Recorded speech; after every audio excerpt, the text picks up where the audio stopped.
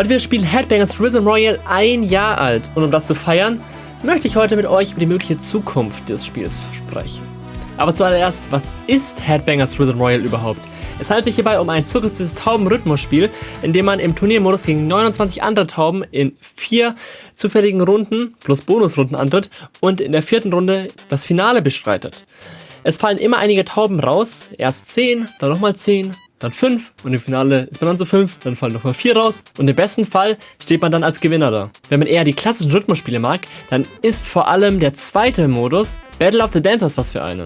Hier wird in zufällig aus 50 verschiedenen Liedern ausgewählten 1 vs 1 Duellen darauf gekämpft, länger als der Gegner zu überleben und ihn mit Powerattacken zu besiegen. Nun könnt ihr hoffentlich schon mal etwas mit dem Spiel anfangen, also sprechen wir jetzt mal über die Zukunft des Spiels. Und zwar ist eines ganz besonders bemerkbar, wenn man heutzutage dieses Spiel zockt.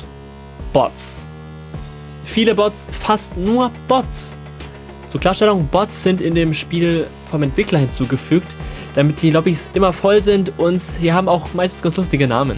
Zur besseren Anschauung, in den letzten 111 Runden bei dem 1 vs 1 Spielmodi Battle of the Dancers, welcher manch einen an Spiele wie Guitar Hero erinnert, habe ich 96 Mal gegen Bots und nur 13 Mal gegen menschliche Spieler gespielt. Auch in dem normalen Turniermodus, in dem 30 Spieler gegeneinander antreten, befinden sich oft nur eine Handvoll reale Spieler neben den ganzen Bots. Also kurz gesagt, das Spiel hat ein großes Problem.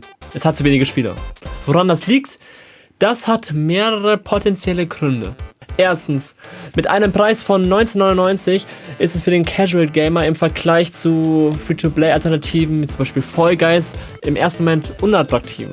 Lustige Tauben gibt es schließlich auch in Fall Guys en masse. Da macht es auch keinen Unterschied, dass Fall Guys und Headbangers sich grundlegend voneinander unterscheiden. Zweitens, das Spiel Headbangers ist nicht wirklich bekannt und das, obwohl das Publisher Team 17 agiert. Die haben schon das ein oder andere bekannte Spiel publiziert. Die einzige große und nennenswerte Werbung von Team 17 Seite war das Headbangers DLC für das Spiel Golf with Your Friends. Viel mehr war da einfach nicht. So besteht nur eine kleine, aber aktive Headbangers Rhythm Royale Community, die das Potenzial des Spiels sehr schätzt und das Spiel weiterhin am Leben halten will. Genauso wie auch das Entwicklerteam Clichés. Dieses ist jedoch sehr abhängig von Team 17, dem Publisher, welche auch vollends für die anderen Versionen neben der PC-Version, zum Beispiel die Switch-Version, verantwortlich sind und ohne dessen okay sie auch keine Updates oder neue Seasons releasen dürfen. Anhand der Länge der Seasons von Headbangers kann man relativ gut erkennen, in welche Richtung sich das Spiel leider entwickelt. Die erste Season dauerte rund 3 Monate. Genauso wie Season 2. Die dritte Season dauert nun jedoch schon über 6 Monate, da diese unter anderem den Modus Battle of the Dancers mit eingeführt hat und einen Tag vor meinem Geburtstag rauskam. Das Spiel ist tot! Erklingen einige Stimmen vom Headbanger Discord. Nun wird es Ende Oktober auch noch aus dem Xbox Game Pass entfernt, dem Ort, wodurch es einen größeren Prozentsatz der Spieler gewinnen konnte. Die Frage lautet nun also, kann man das Spiel noch retten? Und wenn ja, wie? Auch hier gibt es meiner Meinung nach mehrere Möglichkeiten. Erstens, am Anfang steht eine Preissenkung im Raum. Im Sale kostet das Spiel 4,99, denn 19,99 bis zu 20 Euro für ein Spiel, das fast nur aus Bots und kaum echten Menschen besteht. Es ist auch nicht mehr preisgerecht. Ein neuer Grundpreis von 4,99 würde den Verkaufszahlen bestimmt helfen und wenn noch Sales kommen würden, dann sowieso. Jedoch muss sich Team 17 dafür entscheiden, dass das Spiel weiterhin beworben wird und auch noch Updates durchgewunken werden, sodass das Spiel weiter aktiv bleibt. Zweitens, die drastischere und letzte Notlösung zur Erhaltung des Online-Spiels wäre wohl der Umstieg auf ein Free-to-Play-Modell. Hierfür könnten alle Spieler, die das Spiel bisher schon gekauft hatten, den Legacy-Status bekommen und vielleicht eine goldene Taube als Dankeschön und auch die Season-Pässe würden überarbeitet werden. Denn momentan gibt es ein offenes Season-Modell, was bedeutet, dass alle nicht erreichten Rewards im Anschluss an den Season-Pass frei verfügbar sind und im Ingame-Shop weiterhin mit der kostenlosen Ingame-Währung dann gekauft werden können. Die Ingame-Währung ist hierbei mit den Crumbs, zu Deutsch Krümel, sehr, sehr passend gewählt. Ich habe mir das Ganze so gedacht, dass bei einem Umstieg zu Free-to-Play würden die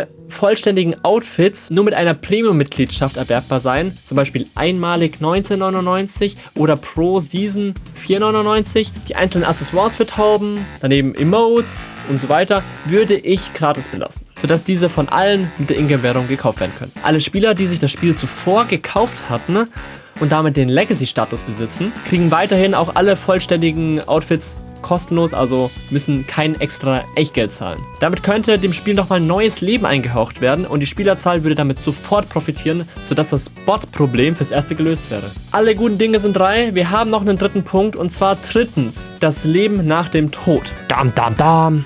Sollte das Spiel wirklich im momentanen Zustand bleiben und die Online-Server noch abgeschalten werden, müsste es noch ein allerletztes Update geben, sodass das Spiel weiterhin offline gespielt werden kann. Denn in dieses Spiel ist extrem viel Liebe geflossen. Und das Potenzial habe ich ja auch schon angesprochen. An dieser Stelle auch noch ein Shoutout an Charles Bardin Charles Bardin und die anderen Musiker. Ich liebe den Soundtrack dieses Spiels. Und natürlich auch Shoutout geht raus an alle Taubenliebhaber aus der Headbangers Community auf dem Discord. War immer eine wunderschöne Atmosphäre. Man konnte echt seine Vorschläge des Spiels direkt an den Entwickler adressieren. Und man hat sich damit so richtig Teil einer Community gefühlt. Und dieses Feeling werde ich auf jeden Fall beim Herzen behalten.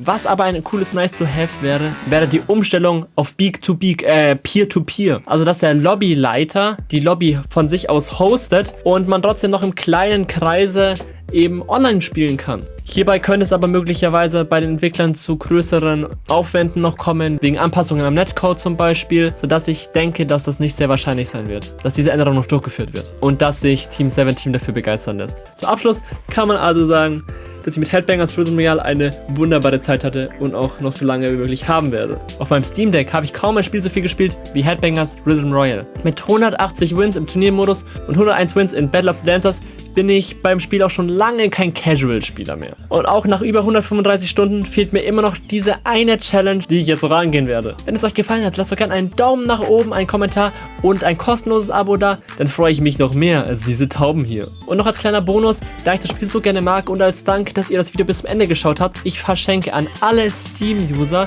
bis zum 28. Oktober das Hauptspiel Headbangers Rhythm Royale. Addet mich auf Steam und schreibt mir eine Nachricht mit #FreeHeadbangers, dann werde ich euch sofort mit dem Hauptspiel belohnen. Jetzt auch nochmal danke fürs Anschauen, bleibt gesund und füttert die Tauben mit Krümel für ihren Mund. Oder, nein, für ihren Schnabel besser. Ciao! Eine wichtige Frage noch. Wieso gibt es eigentlich keine Headbangers Plüschis?